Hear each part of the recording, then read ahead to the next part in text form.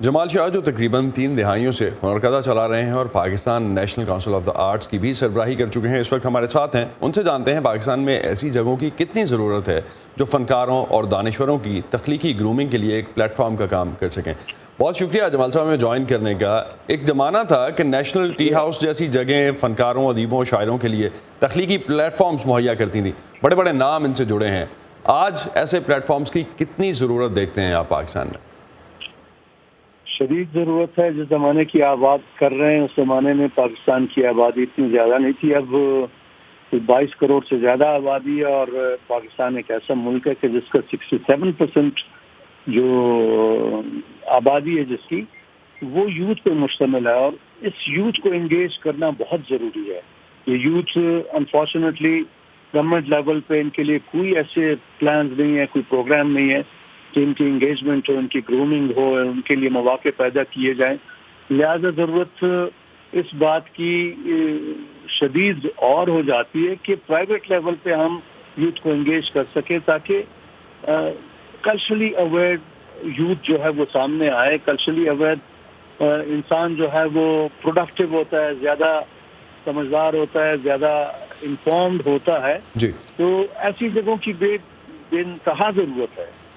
تو جمال صاحب national spaces جو ہے وہ زیادہ سے زیادہ ہونی چاہیے۔ جی، تو نیشنل کلچرل پالیسی جو ہے یہ کیا ہے؟ نیشنل کلچر پالیسی اور حکومتی پالیسیز خاص طور پہ کیسے کوئی رول پلے کر سکتی ہیں کلچر کے فروغ میں؟ کیا دیکھتے ہیں آپ اس میں؟ دیکھیں، میرے ٹینیور میں ہم نے کوشش کی کہ ملک کو پہلی بار ایک نیشنل کلچر پالیسی بنے، اور اس نیشنل کلچر پالیسی کا جو لب لباب ہے، فوکس ہے، وہ یہ ہے کہ آرٹ ایک نیسیسٹی ہے، ایک ضرورت ہے، لگژری نہیں ہے۔ اور فارچونیٹلی یہ نیشنل کلچر پالیسی جو کہ بڑی پارٹیسپیٹری تھی، اور ہم پورے پاکستان میں ہم نے لوگوں سے بات چیت کی، اسٹیک ہولڈر سے، اور اس کے بعد یہ ڈرافٹ بنا۔ یہ پچھلی گورنمنٹ نے ایکسیپٹ بھی کر لی اور کیبنٹ نے اپروو بھی کی، اور اس گورنمنٹ نے بھی انٹرسٹ شو کیا کہ وہ اس کو امپلیمنٹ کرے۔ نیشنل کلچر پالیسی کا مقصد یہ ہے کہ پورے ملک میں ہر لیول پہ کلچر انفراسٹرکچر کسی نہ کسی طرح سے بننا چاہیے۔ گورنمنٹ تو بناتی نہیں ہے، لیکن گورنمنٹ اتنا کر سکتی ہے کہ وہ جو انٹرپرینیورز ہیں، پرائیویٹ لوگ ہیں، ان کو ذرا سا انکریج کریں۔ تو آپ سمجھتے ہیں کہ حکومت صرف فیسیلیٹیٹ کر دے؟ کتنا مشکل ہے اس وقت کسی ایونٹ کی اجازت لینا یا اس کی سیکیورٹی کے حوالے سے اس کی اجازت دیکھنا؟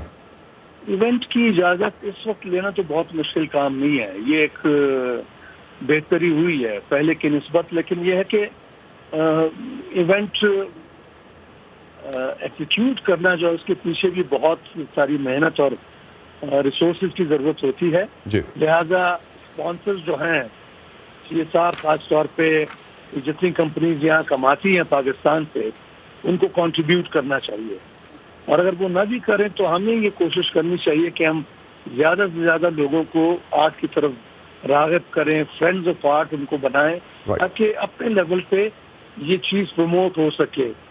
باہر سے اگر ہم انتظار کرتے رہیں مسیحا کا تو وہ شاید ابھی کام دیر لگے گا۔ جمال صاحب، برانڈ پاکستان کے حوالے سے کیا کام ہو رہا ہے؟ برانڈ پاکستان کے حوالے سے کچھ کام ہو رہا ہے؟ برانڈ پاکستان یہ کون سا برانڈ ہے جی؟ یہ ابھی تک جو سافٹ پالیسی اور ریئل امیج کی بات کرتے ہیں آپ، یہ سافٹ امیج جو ہے یہ میرے نزدیک ایک بہت منافقانہ ٹرم ہے۔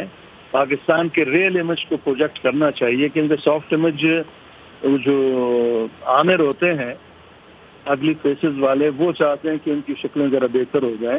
ریئل امیج ہمارا سافٹیسٹ امیج سے زیادہ سافٹ ہے، اور وہی پروموٹ کرنا چاہیے، اور اس کے لیے بڑی محنت، بڑی کوشش کی ضرورت ہے۔ یہ اوور نائٹ ہونے والا ہے نہیں۔ بہت شکریہ، بہت شکریہ جمال صاحب آپ کا ہمیں جوائن کرنے کا۔ جمال شاہ ہمارے ساتھ تھے اور ہمیں بتا رہے تھے کہ پاکستان میں فن اور کلچر کے حوالے سے کیا کام ہو رہے ہیں۔